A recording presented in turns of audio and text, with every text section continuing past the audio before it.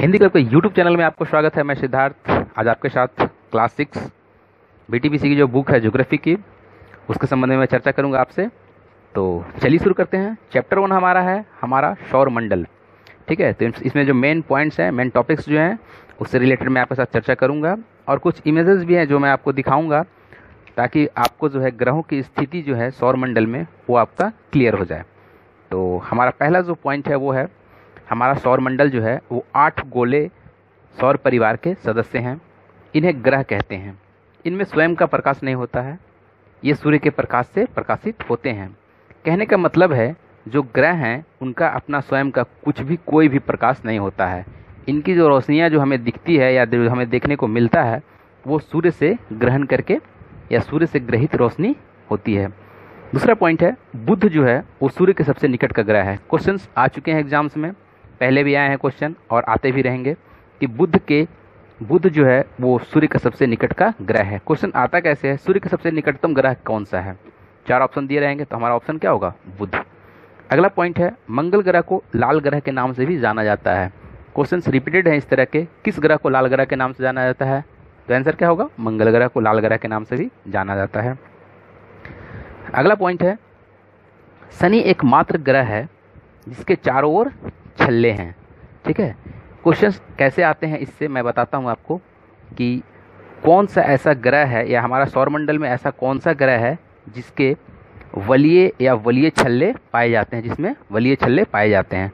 तो शनि एक ऐसा ग्रह है जिसके ओर छल्ले या वलीय रूप में छल्ले पाए जाते हैं। अगला पॉइंट है प्लूटो, जिसकी गणना पहले ग्रहों के रूप में की जाती थी, अब उसे क्षुद्र ग्रह की संज्ञा दी गई है। कहने का मतलब है पहले हमारे 9 ग्रह थे सौरमंडल में, अब प्लूटो को जो है वो ग्रहों की जो श्रेणी से है उसे बाहर कर दिया गया है। अब कुल ग्रह 8 ही बचे हैं हमारे पास। सूर्य का प्रकाश जो है पृथ्वी तक आने में कुल 8 मिनट का समय लेता है। रिपीटेड क्वेश्चन है ये, इस तरह के क्वेश्चन प्रश्न में पहले एग्जाम्स में पूछे जा चुके हैं। अगला पॉइंट है पृथ्वी का 71% भाग पर जल एवं 29% भाग पर स्थल है, इसलिए इसे नीला ग्रह भी कहते हैं। इस तरह के क्वेश्चंस एग्जाम में पूछे जाते हैं कि नीले ग्रह के नाम से किसे जाना जाता है? तो नीले ग्रह के नाम से पृथ्वी को जाना जाता है। अगला जो पॉइंट है वो है चंद्रमा का जो प्रकाश है, चंद्रमा का जो लाइट है वो पृथ्वी पर कितने समय में पहुंचता है? तो इसका क्या आंसर होगा कि चंद्रमा का जो प्रकाश है वो पृथ्वी पर लगभग 1.25 सेकंड में पहुंच जाता है। अगला पॉइंट है चंद्रमा पृथ्वी की परिक्रमा 27 दिन 8 घंटे में पूरा करता है। Very very important point of this chapter. चंद्रमा जो है वो पृथ्वी की परिक्रमा कितने दिनों में पूरा करती है? 27 दिन और 8 घंटे में पूरा करती है।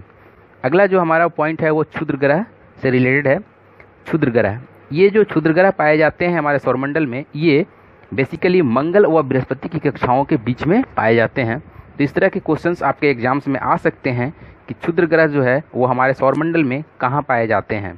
तो हमारा ऑप्शन सही क्या होगा कि मंगल व बृहस्पति की कक्षाओं के बीच में क्षुद्र ग्रह स्थित होते हैं या पाए जाते हैं। अगला जो पॉइंट है वो है सबसे बड़ा क्षुद्र ग्रह कौन सा है? तो सबसे बड़ा क्षुद्र ग्रह जो है हमारा सौरमंडल में वो है सीरस। क्लियर है ये?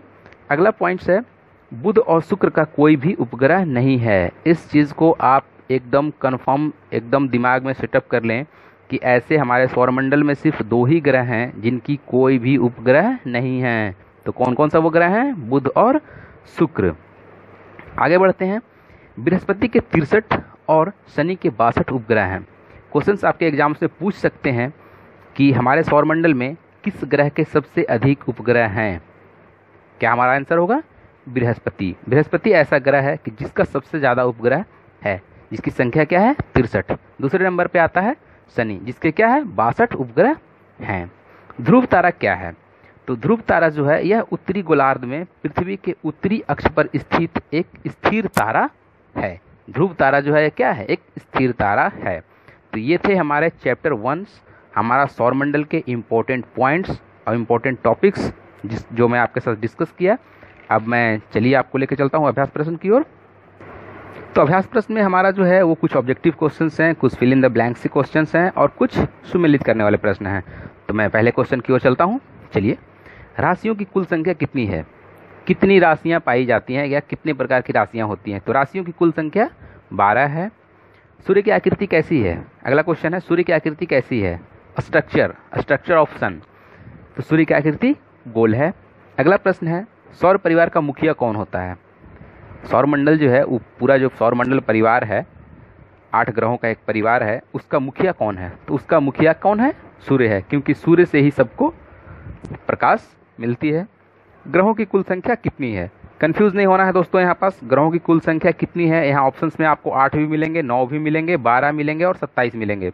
कंफ्यूज नहीं होना है। कुछ मैं देखा हूँ कुछ कैंडिडेट्स कंफ्यूज हो जाते हैं, 9 पर टिक आउट कर देते हैं, लेकिन ऐसा नहीं करना है।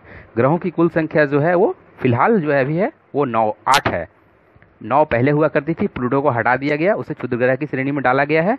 तो अभी जो हमारे वर्तमान में जो है वो ग्रहों की कुल संख्या 8 है। अगला प्रश्न है सप्तऋषि कितने तारों का समूह है? सप्तऋषि जो है वो 7 तारों का समूह है।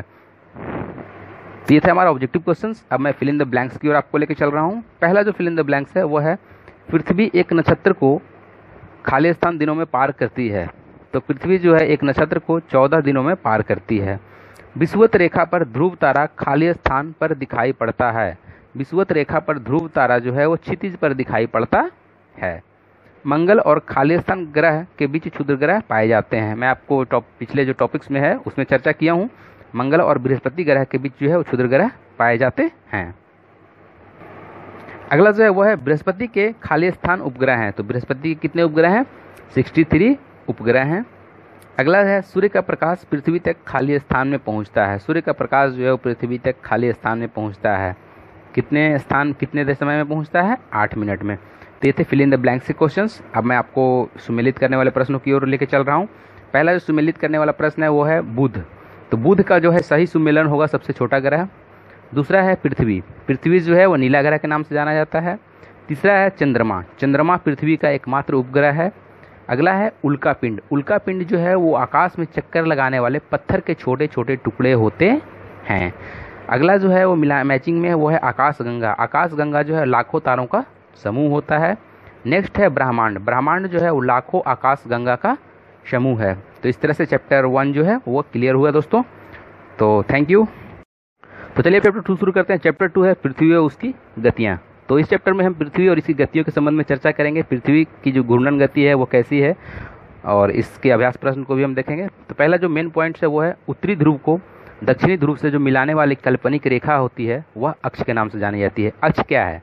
तो अक्ष क्या है? उत्तरी ध्रुव से दक्षिणी ध्रुव को मिलाने वाली काल्पनिक रेखा है। अगला पॉइंट है पृथ्वी अपने अक्ष पर 23.5 डिग्री झुकी हुई है। पृथ्वी की जो घूर्णन गति है वह पश्चिम से पूरब की ओर होती है। कहने का मतलब है जो पृथ्वी है वह पश्चिम से पूरब की ओर घूर्णन करती है।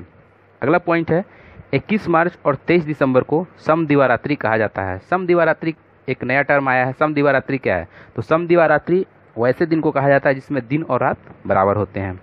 नेक्स्ट पॉइंट है यदि हम पृथ्वी को उत्तर और दक्षिण 2 बराबर हिस्सों में बांटें तो बीच के हिस्से में सूर्य की किरणें हमेशा सीधी पड़ेंगी। यहाँ सालों भर गर्मी पड़ती है। इस प्रकार के जो क्षेत्र होते हैं उसे उष्णकटिबंध की पेटी कहा जाता है।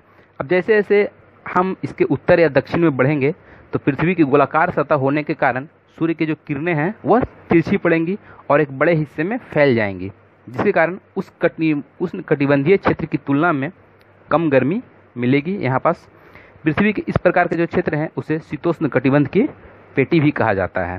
तो ये थे चैप्टर के इंपॉर्टेंट पॉइंट्स। तो अब मैं आपको अभ्यास प्रश्न की ओर लेकर चल रहा हूँ। तो चलिए देखते हैं। अभ्यास प्रश्न में हमारा कुछ ऑब्जेक्टिव क्वेश्चंस हैं, कुछ फिल इन द ब्लैंक्स हैं। तो चलिए ऑब्जेक्टिव में पहला क्वेश्चन मैं देखता हूँ। पहला क्वेश्चन है समदिवारात्रि कहते हैं या समदिवारात्रि होते हैं। तो 21 मार्च और 23 दिसंबर। अगला क्वेश्चन है सबसे बड़ा दिन होता है। तो सबसे बड़ा दिन जो होता है वो 21 जून को होता है। पृथ्वी अपने अक्ष पर झुकी है। पृथ्वी अपने अक्ष पर कितनी डिग्री झुकी है? तो पृथ्वी अपने अक्ष पर 23.5 डिग्री झुकी है। अगला क्वेश्चन है शीतोष्ण कटिबंध में अधिक ठंड व कम गर्मी पड़ती है। शीतोष्ण कटिबंध जो क्षेत्र होते हैं उसमें अधिक ठंड पड़ती है एवं गर्मियाँ जो है वो कम पड़ती है। सालों भर जहाँ गर्मी पड़ती है वह क्षेत्र क्या कहलाता है? तो वैसे क्षेत्र जहाँ सालों भर गर्मियाँ पड़ती हैं वैसे क्षेत्र को उष्ण कटिबंध कहते हैं या उष्ण कटिबंध की पेटी कहते हैं। पृथ्वी आकार में चंद्रमा से बड़ा है। अगला क्वेश्चन है चांद पर पहुँचने वाला पहला व्यक्ति कौन था? तो चांद पर पहुँचने वाला जो पहला व्यक्ति है वो है नील आर्मस्ट्रांग था। फिल इन द ब्लैंक से कुछ क्वेश्चन है, देख लेते हैं इसको। पहला है उत्तरी ध्रुव से दक्षिणी ध्रुव को मिलाने वाली काल्पनिक रेखा खाली स्थान कहलाती है। हम चैप्टर में चर्चा किए हैं कि उत्तरी ध्रुव को दक्षिणी ध्रुव से मिलाने वाली काल्पनिक रेखा जो है वह अक्ष के नाम से जानी जाती है, अक्ष कहलाती है। अगला है क्वेश्चन, पृथ्वी की खाली स्थान गति के कारण दिन रात होते हैं।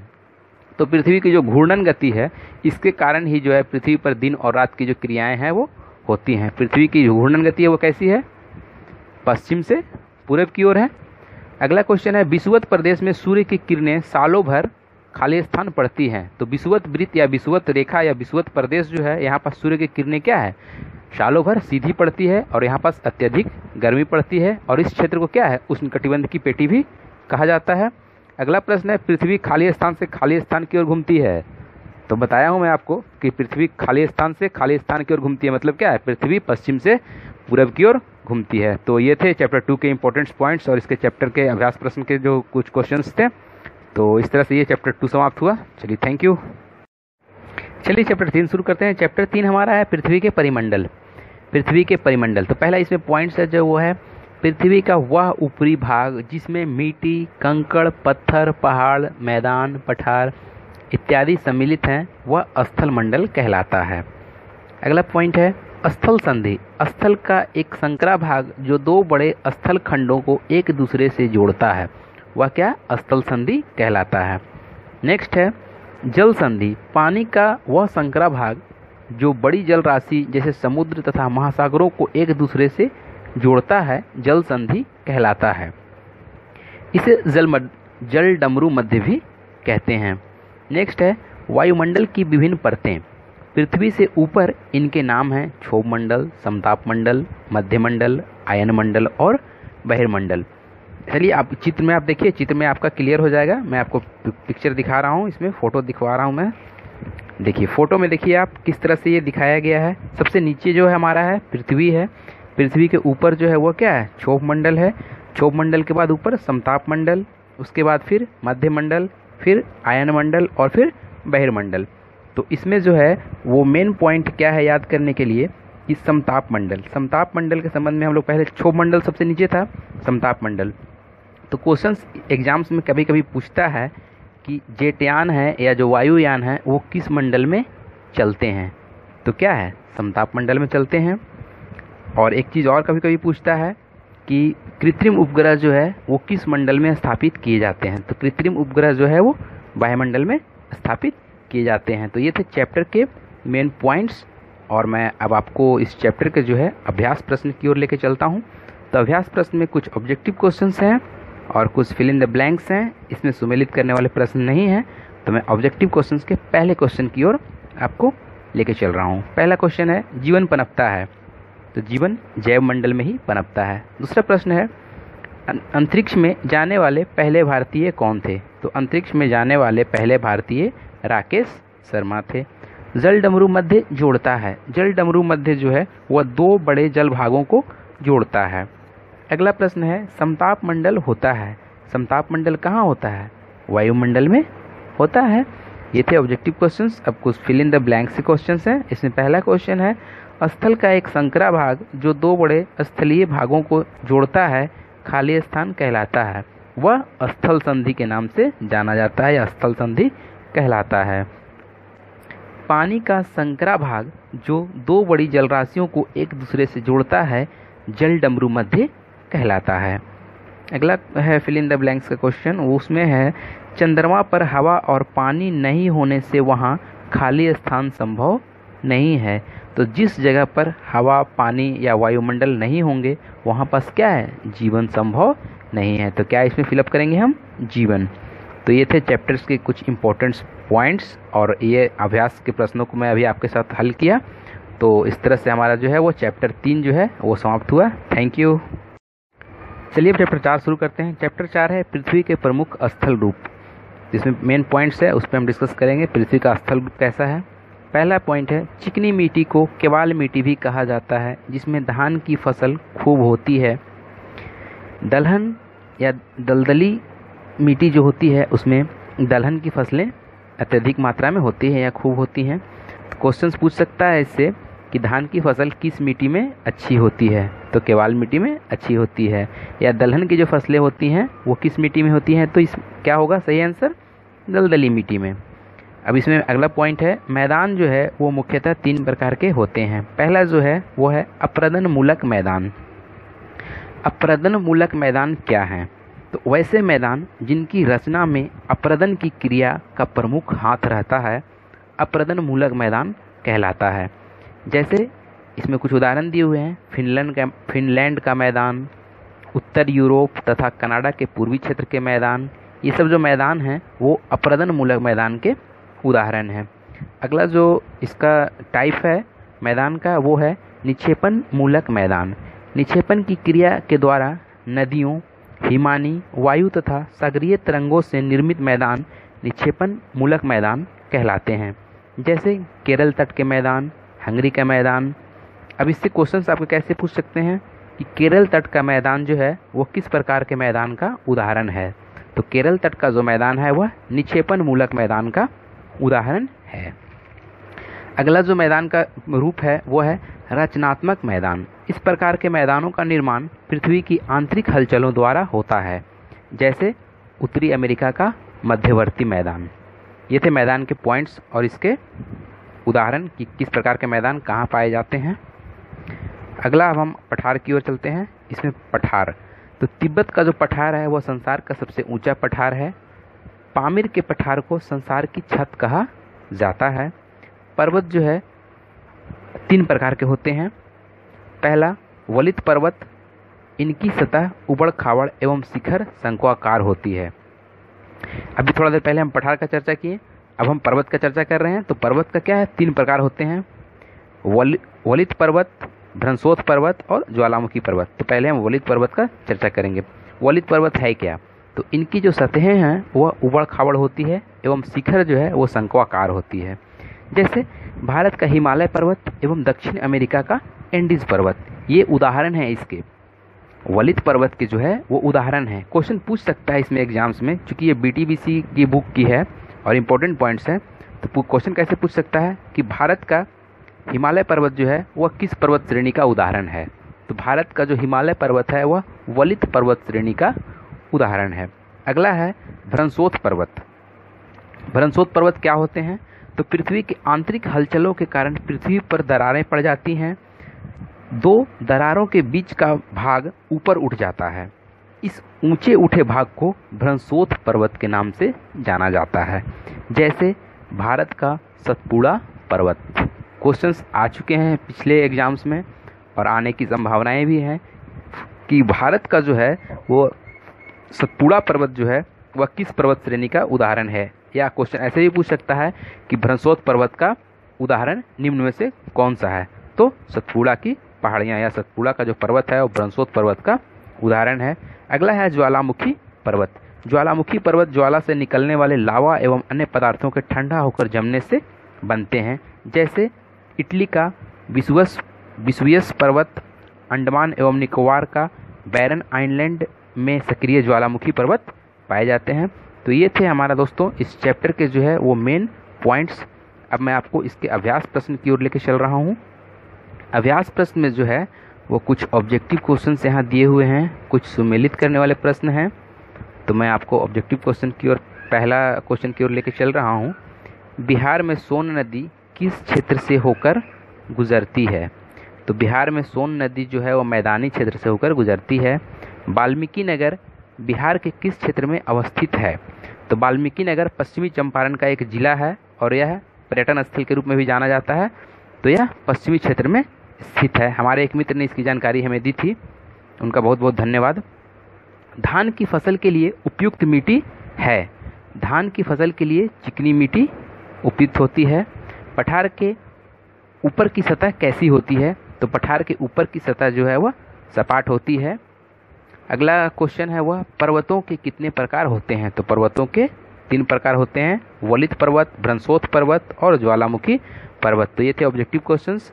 अब यहाँ कुछ सुमेलित करने वाले क्वेश्चंस हैं। उसमें पहला सुमेलित करने वाला प्रश्न है भ्रंशोथ पर्वत। तो भ्रंशोथ पर्वत सतपुड़ा पहाड़ी का उदाहरण है। अगला है वलित पर्वत। वलित पर्वत हिमालय है हमारा। प्राचीन पठार दक्कन क्षेत्र। निक्षेपात्मक मैदान हंगरी का मैदान को क्या है, निक्षेपात्मक मैदान के रूप में जाना जाता था, या जाना जाता है। तो ये थे चैप्टर 4 के जो है वो चैप्टर्स के इम्पोर्टेंट पॉइंट्स, इसके अभ्यास के प्रश्नों का हल। तो इस तरह से चैप्टर 4 समाप्त हुआ दोस्तों। Thank you. चलिए चैप्टर 5 शुरू करते हैं। चैप्टर 5 है दिशाएं। इस चैप्टर में दिशाओं के संबंध में जानकारियाँ दी गई हैं। दिशाओं का ज्ञान कैसे होता है, दिशाओं की जानकारी कैसे हमें मिलती है, कौन सा दिशा किधर है। बिहार के संबंध में भी चर्चा की गई है। बिहार के उत्तरी दिशा में कौन सा राज्य है या कौन सा जगह है, दक्षिण दिशा में कौन सा जगह है या कौन सा राज्य है। इस तरह के संबंधित चर्चाएं इस चैप्टर में की गई है। विशेष रूप से ऐसा कुछ भी नहीं है इस चैप्टर में। तो मेन जो पॉइंट्स है मैं आपको बता देता हूँ कि इसमें है बिहार के उत्तर में नेपाल स्थित है, दक्षिण में झारखंड है, पूरब में वेस्ट बंगाल है और पश्चिम में उत्तर प्रदेश है। क्लियर है ये। और मैं आपको एक चित्र दिखा रहा हूँ। इस चित्र में देखिए आप, ऊपर में उत्तर दिशा है, नीचे में दक्षिण, बाएं साइड में पश्चिम है, दाहिने साइड में पूरब है। उत्तर और पश्चिम दिशा के बीच में अगर कौन सी दिशा है इसकी अगर बात की जाए तो ये जो होगी वो उत्तर पश्चिम दिशा होगी।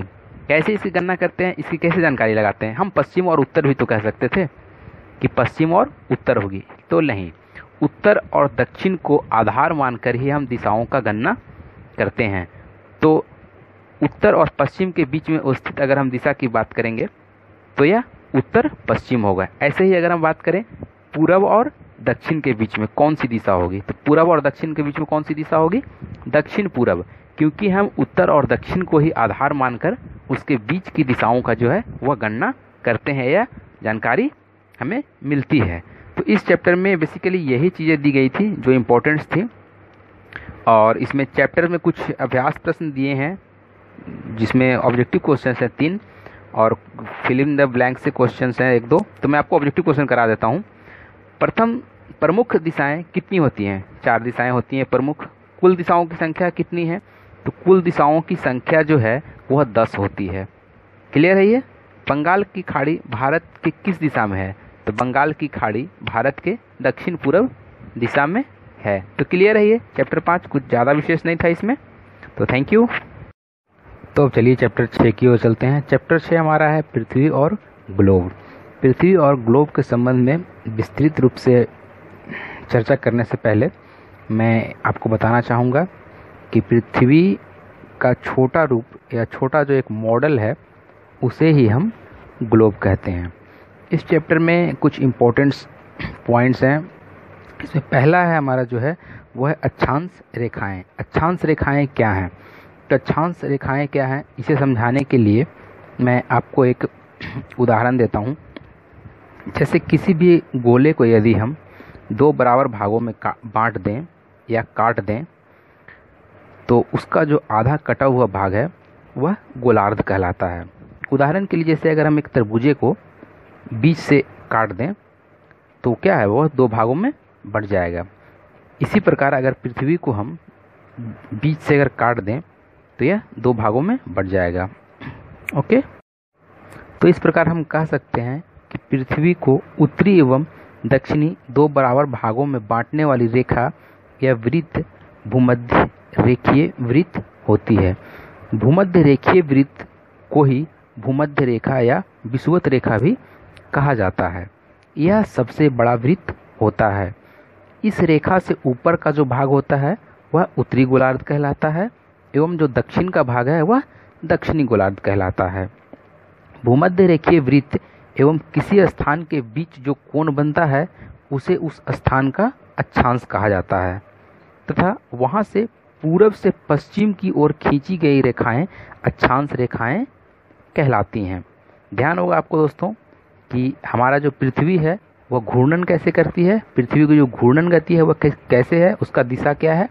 तो पृथ्वी जो है हमारी वो पश्चिम से पूरब की ओर घूर्णन करती है। लेकिन यहाँ पास जो हम यहाँ अक्षांश रेखाओं की जब बात कर रहे हैं तो जो रेखाएं हम खींचेंगे वह क्या है, इसके जस्ट विपरीत खींचेंगे।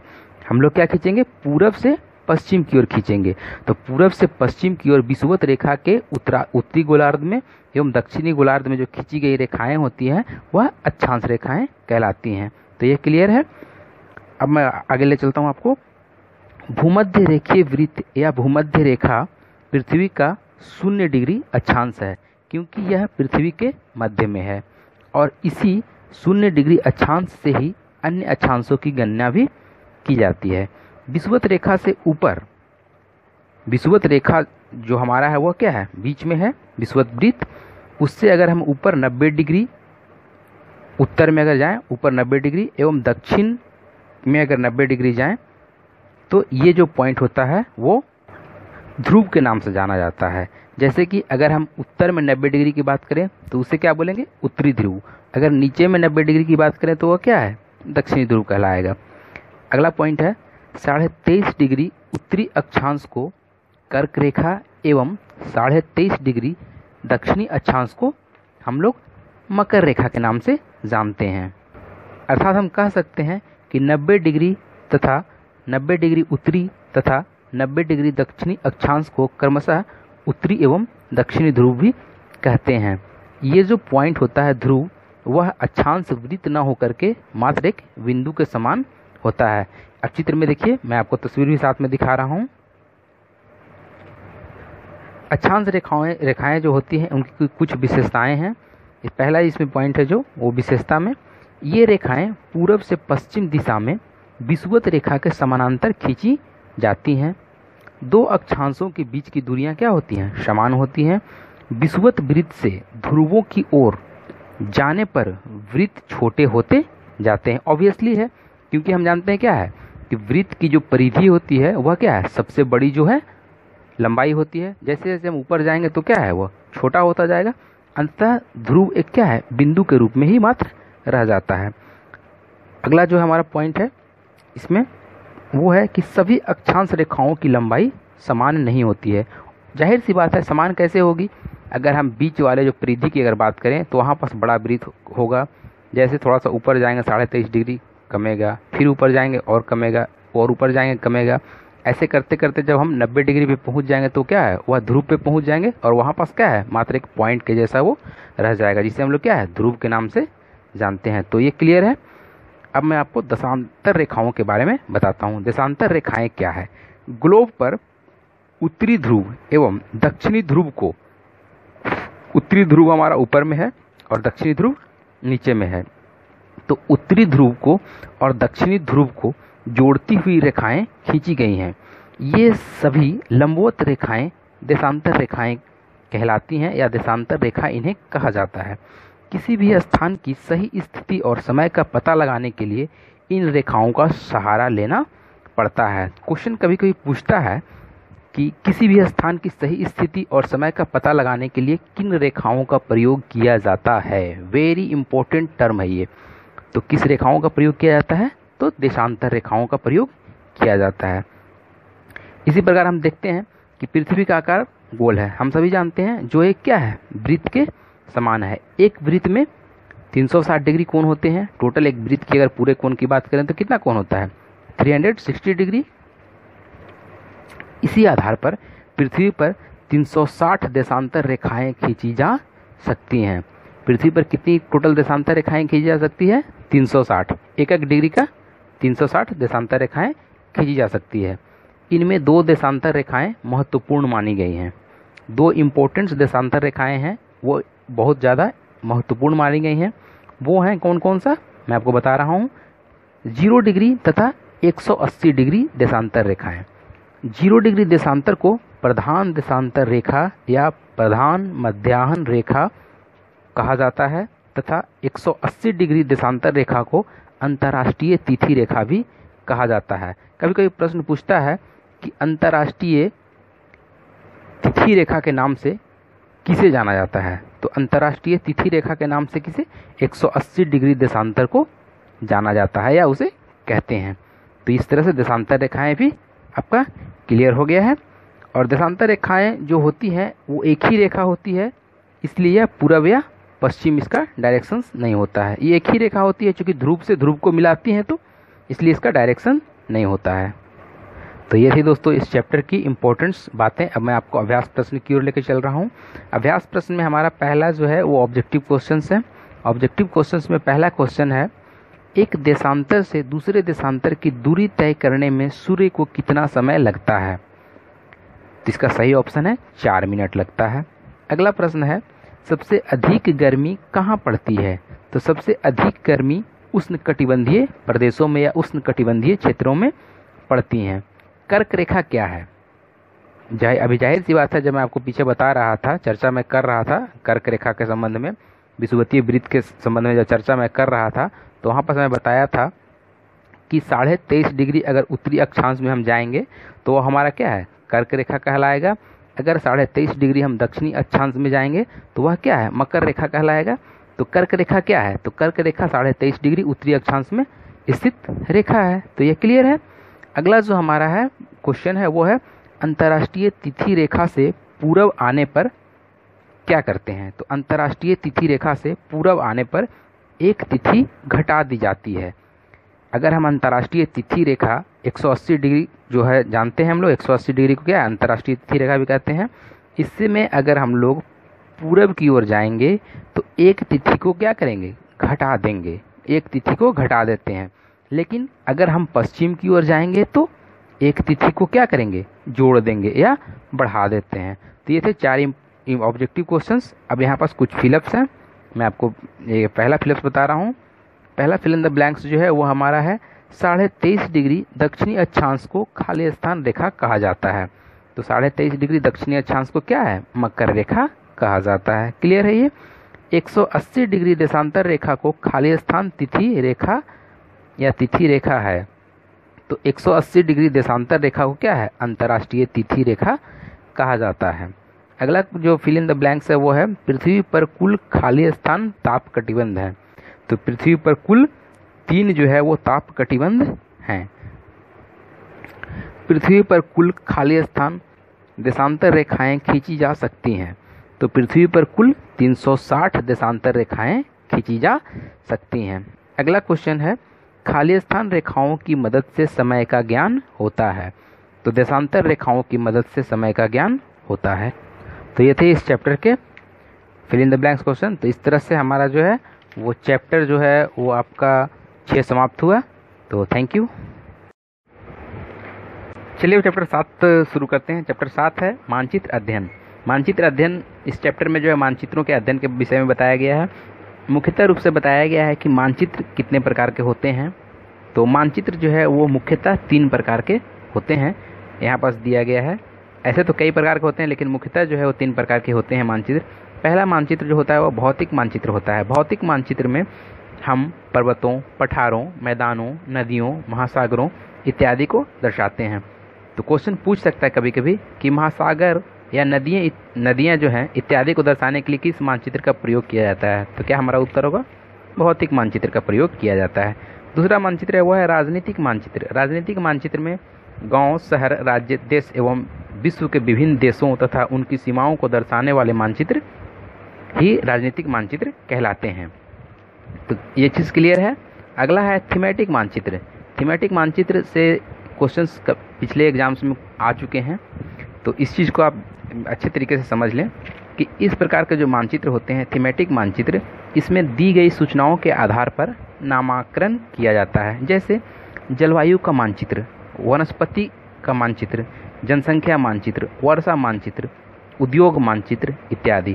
क्वेश्चन पूछता है कि जनसंख्या मानचित्र या जनसंख्या को दर्शाने के लिए किस प्रकार के मानचित्र का प्रयोग किया जाता है, क्योंकि ये इसमें जनसंख्या के संबंध में हमें पहले से सूचना प्राप्त रहती है, इतनी जनसंख्या है इस शहर की या इस गांव की, तो उसको हम लोग थीमेटिक मानचित्र के माध्यम से दर्शाते हैं। तो इस चैप्टर में जो है यही मेन चीज़ थी मानचित्र के संबंध में, इसके प्रकार के संबंध में, और तो कुछ भी नहीं है इसमें। चलिए मैं आपको अभ्यास प्रश्न में लेके चल रहा हूँ।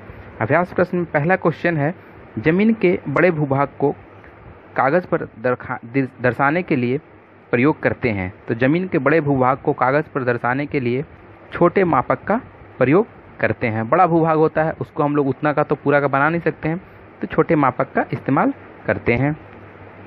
जिस मानचित्र में पर्वत, पठार, मैदान इत्यादि को दर्शाते हैं उसे भौतिक मानचित्र कहते हैं। मानचित्र में मैदान को दिखाते हैं, तो मानचित्रों में जो है वो मैदान को हरे रंग से दिखाते हैं। मानचित्र में दक्षिण दिशा होती है, मानचित्र जो प्रायः होती है उसमें दक्षिण दिशा नीचे की ओर होती है। मानचित्र निर्माण में ध्यान रखना चाहिए। किन चीज़ों का मानचित्र निर्माण में ध्यान रखना चाहिए? तो इसमें ऑप्शंस दिए हुए हैं 4। पहला संकेतों का, दूसरा दिशाओं का, तीसरा मापक का, चौथा में दिया हुआ है उपयुक्त सभी का। तो मानचित्र निर्माण में ये उपयुक्त तीनों बातों का ध्यान रखना चाहिए। तो इस तरह से ये क्लियर हो गया दोस्तों, ये चैप्टर 7। इसमें ज़्यादा कुछ विशेष नहीं था, जो भी मुख्य बातें थी मैं आपको बताया। तो थैंक यू। चलिए शुरू करते हैं चैप्टर 8। चैप्टर 8 है हमारा राज्य बिहार। तो इसमें मेन इंपॉर्टेंट जो पॉइंट है उस पर देखते हैं क्या क्या इंपॉर्टेंट पॉइंट्स है। पहला इंपॉर्टेंट पॉइंट्स है, यह पूर्वी भारत का एक महत्वपूर्ण राज्य है। कहने का मतलब है बिहार जो है वो भारत के किस हिस्से में स्थित है? तो बिहार भारत के पूर्वी हिस्से में स्थित है, या पूर्वी भारत का एक महत्वपूर्ण राज्य है, जो पूरब से पश्चिम तक 483 किलोमीटर, पूरब से पश्चिम की ओर 483 किलोमीटर और उत्तर से दक्षिण तक 345 किलोमीटर चौड़ा है। बिहार राज्य में जो है वो कुल 9 प्रमंडल हैं और 38 ज़िले हैं, जिनमें कुल मिलाकर के 534 प्रखंड हैं। तो ये इम्पोर्टेंट चीज़ है, ये आप जान लें कि कुल जो है वो 9 प्रमंडल हैं, 38 टोटल ज़िले हैं और कुल 534 प्रखंड हैं। जलवायु के संबंध में चर्चा करते हैं। तो बिहार की जलवायु जो है वो बिहार में के पूर्व में गर्म और आर्द्र जलवायु एवं पश्चिम में गर्म तथा शुष्क जलवायु मिलती है। यहाँ की जलवायु जो है वो मानसूनी है। मानसूनी जलवायु जो है वो बिहार में पाई जाती है। बिहार में मात्र 6.4% भूमि पर ही वन है। तो ये इम्पोर्टेंट चीज़ थे इस चैप्टर के। और आगे बढ़ते हैं। इसमें एक है वन्य प्राणी। वन्य प्राणी के संबंध में इसमें बिहार में कुछ अभयारण्य है जिनके बारे में हमको जानना एकदम ज़रूरी है एग्ज़ाम के व्यू से। तो चलिए चर्चा करते हैं कौन कौन से अभयारण्य हैं यहाँ पास। तो इसमें पहला अभयारण्य जो है वो पश्चिम चंपारण से आता है, हमारा वाल्मीकि नगर अभयारण्य। वाल्मीकि नगर अभयारण्य जो है वो पश्चिम चंपारण में स्थित है। दूसरा जो है वो है रोहतास। रोहतास में जो है वो कैमूर नामक अभयारण्य है। मैं नोट्स में आप देखिए, नोट्स में भी आप देखते जाएं साथ साथ। अगला है राजगीर अभयारण्य। राजगीर अभयारण्य जो है वो नालंदा जिला में स्थित है।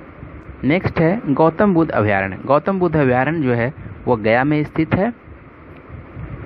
अगला है खड़गपुर की पहाड़ियों के बीच अवस्थित भीम बांध अभयारण्य, इसे भी जान लें। अगला है कांवर झील। कांवर झील जो है वो बेगूसराय में है। तो ये थे इस चैप्टर से रिलेटेड इम्पोर्टेंट्स चीज़ें, इम्पोर्टेंट्स पॉइंट। तो चलिए मैं आपको चैप्टर की ओर लेकर चल रहा हूँ। अब इसमें कुछ ऑब्जेक्टिव क्वेश्चन हैं। तो पहला ऑब्जेक्टिव क्वेश्चन है, रबी फसलों के लिए मशहूर ताल क्षेत्र अवस्थित है। रबी फसलों के लिए जो मशहूर ताल क्षेत्र है वो पटना के पूरब में स्थित है। अगला है सोमेश्वर पहाड़ियाँ हैं। सोमेश्वर पहाड़ियाँ जो है वो तराई क्षेत्र में हैं। सरैसा क्षेत्र में शामिल होते हैं या शामिल ज़िले हैं। सरैसा क्षेत्र जो है उसमें कौन कौन से ज़िले शामिल हैं? तो वैशाली है, समस्तीपुर है और मुजफ्फरपुर है। तो इन तीनों जिलों को जो है वो सरैसा क्षेत्र के नाम से भी जाना जाता है। गन्ना उत्पादक, गन्ना अर्थात गुड़ उत्पादक ज़िले हैं। तो गन्ना उत्पादक ज़िले जो हैं वह गोपालगंज है, बेतिया है और मोतिहारी। तो ऑप्शन 4 जो है वो सही है। फिल इन द ब्लैंक्स वाले क्वेश्चन में देखते हैं क्या क्या क्वेश्चन है। पहला क्वेश्चन है, बिहार के खालिस्तान भाग पर वन का विस्तार है। तो बिहार के 6.4% भाग पर वनों का विस्तार है। अगला है, बिहार में कुल खालिस्तान जिले हैं। तो बिहार में कुल 38 जिले हैं। कांवर झील जो है वो बेगूसराय जिला में है। भीम बांध अभयारण्य खड़गपुर की पहाड़ियों में है। तो इस तरह से इसके अभ्यास प्रश्न भी समाप्त हुए और चैप्टर 8 हमारा समाप्त हुआ। तो थैंक यू। चलिए अब चर्चा को आगे बढ़ाते हैं और चैप्टर 9 की चर्चा करते हैं। चैप्टर 9 और 10 जो है वो दोनों बिहार दर्शन 1 और बिहार दर्शन 2 के नाम से बीटीबीसी की बुक में दिया गया है। इन दोनों चैप्टरों को मैं गहन अध्ययन किया हूँ और उसमें ऐसी कोई विशेष चीज़ें नहीं है।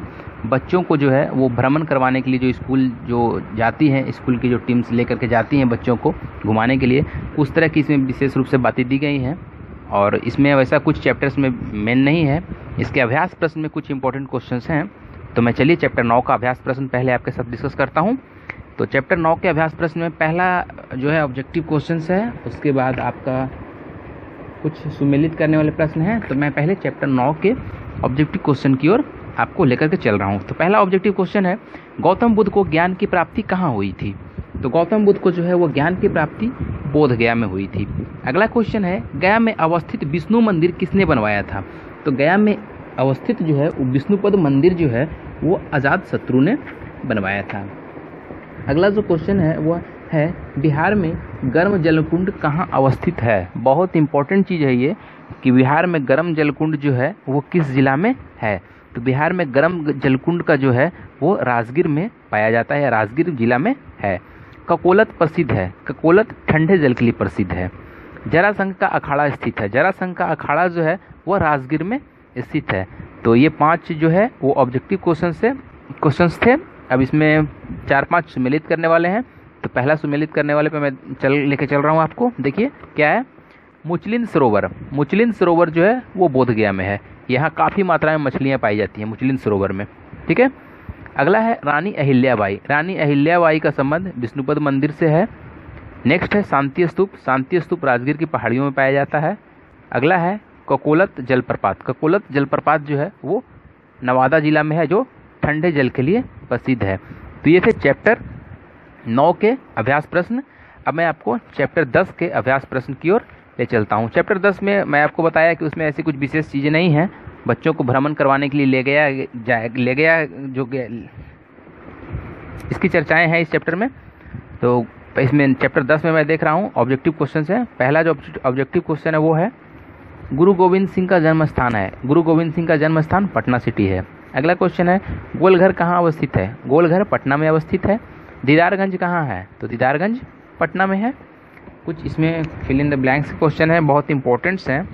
गोलघर का निर्माण खाली स्थान ने करवाया था। तो गोलघर का निर्माण जो है वह कैप्टन जॉन गॉलस्टिन ने 1786 ईस्वी में करवाया था। अगला है, शेरशाह का मकबरा खाली स्थान में है। तो शेरशाह का मकबरा जो है वो रोहतास जिला के सासाराम में है, या सासाराम में भी कह सकते हैं आप। पटना स्थित संग्रहालय में खाली स्थान पुरानी एक विशाल पेड़ की डाल रखी है। तो इसमें 5000 वर्ष पुरानी एक पेड़ की डाल रखी है। यक्षिणी की मूर्ति खाली स्थान में मिली थी। यक्षिणी की मूर्ति जो है वो दीदारगंज से मिली थी। तख्त श्री हरमंदिर खाली स्थान में स्थित है। तख्त श्री हरमंदिर जो है वो पटना सिटी में है। शेरशाह का मकबरा खाली स्थान कोणीय है। शेरशाह का मकबरा जो है वो कैसा है, उसका आकार कैसा है? तो यह अष्टकोणीय है। अगला है, ग्रैंड कोड रेलवे खाली स्थान से खाली स्थान को जोड़ती है। तो ग्रैंड कोड रेलवे जो है वो दिल्ली से हावड़ा को जोड़ती है। तो ये थे फिल इन द ब्लैंक से क्वेश्चन। अब सम्मिलित करने वाले प्रश्न में आपको लेकर चल रहा हूँ। पहला है, गुरु गोविंद सिंह। गुरु गोविंद सिंह का संबंध पटना साहिब से है। दूसरा है पटना संग्रहालय। तो पटना संग्रहालय का संबंध राजेंद्र कच्छ से है। तीसरा है गोलघर। गोलघर अनाज भंडारण के लिए प्रसिद्ध था। फिर है रोहतास। तो रोहतास का संबंध सासाराम से है। तो इस तरह से चैप्टर 10 के भी अभ्यास प्रश्न समाप्त हो गए। तो इस तरह से मैं आप